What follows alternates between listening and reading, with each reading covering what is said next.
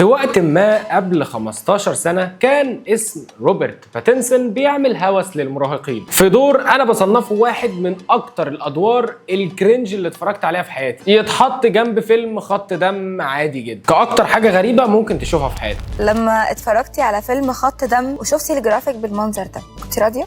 لا بص اقول لك حاجه، هو فيلم خط دم ده اللي يعني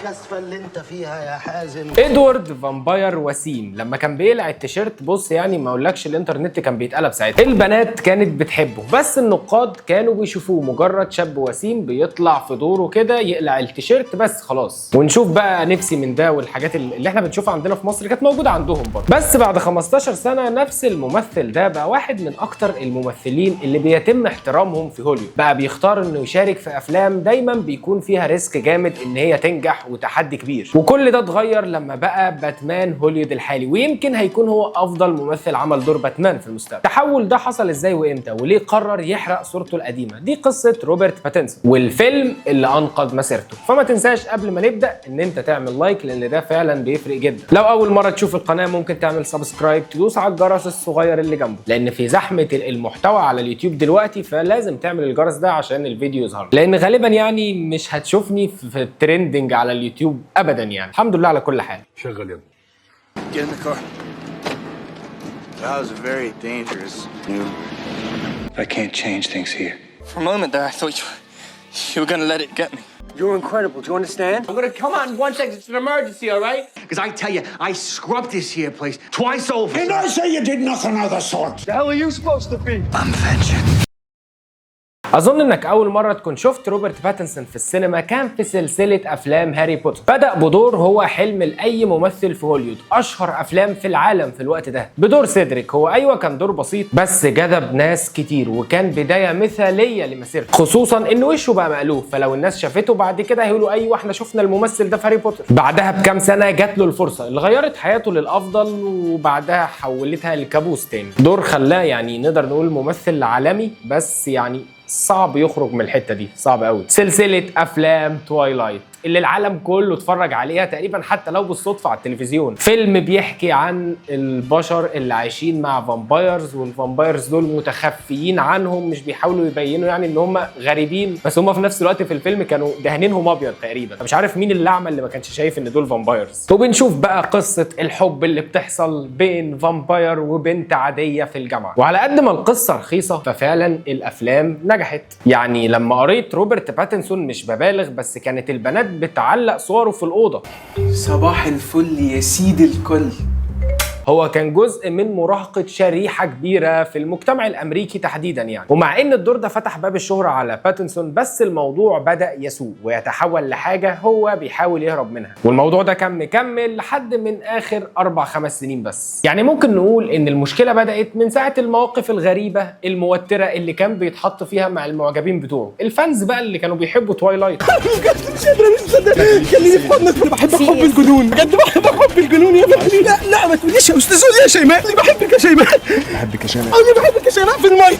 بحبك يا شيماء. السلسلة كملت وكان كل فيلم في الفرانشايز دي بينجح اكتر من اللي قبله، بس كان في ريحة فشل ممثل جاي. الريحه بنت دي. وعموما لو عملنا دلوقتي فلاش فورورد وطلعنا من 2011 للفتره دي، في تصريح لباتنسون اللي اتكلم فيه بصراحه عن دوره في افلام تويلايت. انا كنت بكره الشخصيه لدرجه انهم كانوا كل مره بيطلبوا مني اشارك في جزء جديد كنت ببقى متضايق، بس مضطر اوافق لان مفيش ادوار تانية بتتعرض عليا وكلهم شبه بعض، وده كان اكتر دور مشهور ليا في وقتها. كان في وقتها رايين، راي فانز سلسله الافلام اللي يعني كان اغلبهم بنات، يعني مش قصدي حاجه، بس كانوا بيحبوه ومتعلقين بيه وشايفين ان هو الشاب الوسيم مراهق احلامهم ان كان. والناحيه الثانيه هم الممثلين الحقيقيين، النقاد اللي كانوا شايفينه مجرد شاب شكله حلو وشكرا على كده. انت كنت حته ساعه حقير عويل كلب ذليل مالكش لازمه. لدرجه ان هم كانوا ساعات بيتريقوا عليه ويوصفوا ان هو مش ممثل بجد،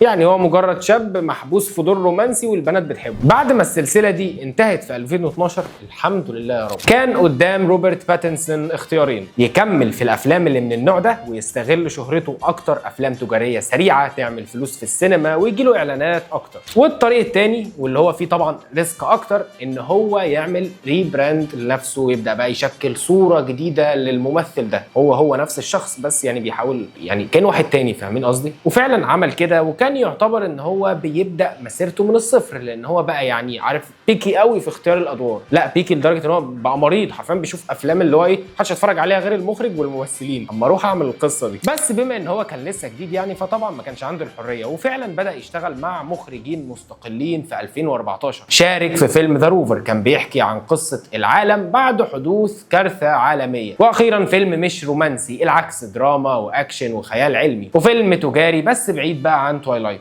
والفيلم ما كسرش العالم يعني، بس كان نجاح كويس. تقييمه على IMDb 6.5. النقاد كان تقييمهم يعني متوسط. شارك كمان في فيلم مابس تو ذا ستارز اللي كان درامي وكوميدي، وكان فيه شويه اسقاطات على اللي بيحصل في هوليوود. كانت تجربه مختلفه ليه مع جوليان مور. وفي 2015 كان فيلم مهم قوي في مسيرته، بيحكي بتعمق عن قصه جيمس دين. الافلام دي ما حققتش ارقام مبهره في البوكس اوفيس يعني، بس النقاد بداوا يوصفوا روبرت باتنسون انه اخيرا بقى بيحاول يكون ممثل بجد.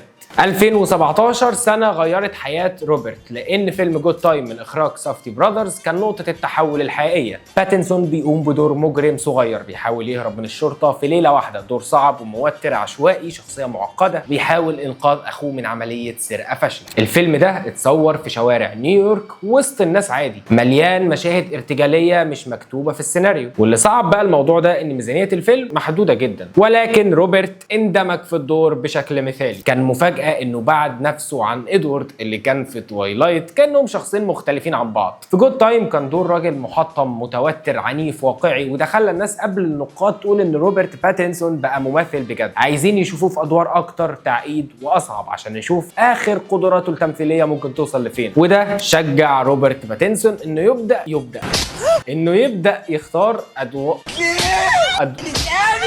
انا في جمله دي بايظه مني خالص. المهم يعني ان ده شجعه ان هو يبدا بقى يختار ادوار غريبه شويه في الافلام اللي بعد كده، لدرجه ان احنا ممكن نقول ان مفيش اي ممثل في هوليوود ممكن يعمل الادوار اللي هو بقى بيعملها دلوقتي. فيلم ذا لايت هاوس في 2019 بيشتغل مع ويليام ديفو، فيلم ابيض واسود مليان مشاهد صعبه وصوت عالي وتوحد، حاجه مش طبيعيه يعني. قصه اتنين في القرن ال19، العجوز توماس والشاب فرايم اللي بيعمل كمساعد حارس المناره، المفروض مهمته لمده 4 أسابيع بس، في احداث معقده بتحصل، بيضطر يكمل لحد ما الاثنين بيبداوا يتحولوا للمجانين. فيلم خد تقييمات عاليه من النقاد، تقييمه على IMDb 7.4، وبعدها بنشوفه في فيلم هاي لايف، خيال علمي سوداوي بقصه مختلفه وغريبه كمان. فيلم ذا كينج، كل ده كان في نفس السنه. الرساله كانت واضحه، هو بيقول انا مش راجع عشان انا ابقى شاب وسيم، انا بمثل بجد، وكان بيعمل كده يعني، كان متاثر جدا. الجزء المفضل بقى ليا في الفيديو ده او في القصه دي عامه هو مشاركته في دور ذا باتمان. في 2020 تم الاعلان عن فيلم ذا باتمان اللي من اخراج مات ريفز وبطوله روبرت باتنسون. كان في انقسام كالعاده، ازاي جايبين ادوارد اللي من تويلايت يعمل اكتر شخصيه سوداويه في السوبر هيروز تقريبا يعني، عشان هيطلع لي واحد يقول لي لا مش باتمان اكتر شخصيه، ده في شخصيه مش عارف ايه، ويجيب لي الصفحه 55 في مجله مش عارف ايه في الكوميك بوكس يعني. اتشيل، انا ما عنديش المعلومات، فلو يعني المهم نكمل. بس وقتها اللي كانوا متابعين روبرت باتنسون بجد كانوا عارفين انه قد ايه ده هيكون نقله مش طبيعيه في الشخصيه. مع المخرج مات ريفز هنشوف بروس وين في بدايه قصته، شخص منهار متوحد قاسي في نفس الوقت، بس طبعا يعني مش الشرير. باتمان في نسخته اللي بشوفها لروبرت باتنسون هي الاكثر واقعيه وانسانيه لما نقارنه بالممثلين اللي عملوا دور باتمان في الافلام الثانيه في الجزء الاول منهم. لا بصراحه في فرق. انا معاك كريستيان بيل اداؤه حلو، بس خلينا نقول ان احنا لسه في الجزء الاول بس، واداء روبرت باتنسون كان مثالي. عشان كده الفيلم ده نجح في كل حاجه، النقاد اشادوا بيه، الجمهور مبسوطين. خايف دي سي بقى تبوظه، لان هي دي سي كل ما حاجه تنجح تبقى حلوه كده، لا احنا لازم نبوظه. ايه القرف ده؟ دور بيثبت ان روبرت باتنسون مش ممثل مستقل، لا هو نجم سينما كمان. وفكره ان الممثل يغير صورته لحد دلوقتي من غير فضايح، من غير اثاره جدل، من بعد فرانشايز توايلايت، فاختيارات روبرت باتنسون هي اللي بترفعه كل مره. اشتغل مع مخرجين عندهم رؤيه وتوجهات شجاعه ومختلفه، ما كانش بيحاول برضه يشوف السوق عايز منه ايه ويروح يعمله وخلاص. انا بشوف ان روبرت باتنسون مش مجرد قصه نجاح عاديه لممثل بقى حاجه كويسه، قصه تحول اكتر من رمز للمراهقه لممثل قدر يكتشف نفسه من جديد في وقت كان ممكن يكتفي بالشهره الكبيره اللي عنده. بعد ما كان ماشي في طريقه الشهره رجعت له بس بشروطه واختياراته هو. وانا متحمس بصراحه الفيلم ده باتمان الجزء الثاني اللي فيه تسريبات بتقول ان هو هيبقى فيلم حوار مش طبيعي. قصه هتتكلم عن تعافي مدينه جوثم من الفيضانات اللي حصلت. هيكون في مواجهات اصعب لباتمان في الجزء الثاني. ممكن نشوف باري كيوجن بدور الجوكر وذا ريدلر وكات وومن وذا بينجوين. ففي حاجات كتير في الفيلم اللي اتاجل واللي لسه هيتعرض في 2027. هل ممكن يتاجل تاني بقى؟ يعني ممكن اخلص الفيديو ده عقبال ما ينزل يقولوا ده هينزل 2028. خلاص بقى ارحمونا بقى. عموما لو عجبك الفيديو يا ريت تقول لي رايك تحت في الكومنتس، وحابب ان احنا نتكلم عليه في الفيديوهات الجايه يا ريت ان انت تعمل لايك، لان ده فعلا بيفرق جدا. ما تنساش لو دي اول مره تشوفني، حابب بقى ان انت تشوفني تاني في المستقبل، اشترك في القناه، دوس على الجرس الصغير اللي جنبه. عايزين نوصل القناه بقى ل 200,000 سبسكرايب. وشكرا للناس اللي بتتفرج عليها لحد هنا وبتبقى مهتمه فعلا تعرف انا عايز اقول ايه. نتقابل في فيديو جاي. لحد بقى ما ده يحصل هسيب لكم لينك اكونت الانستجرام تحت في الديسكريبشن. وبس كده، مع السلامه.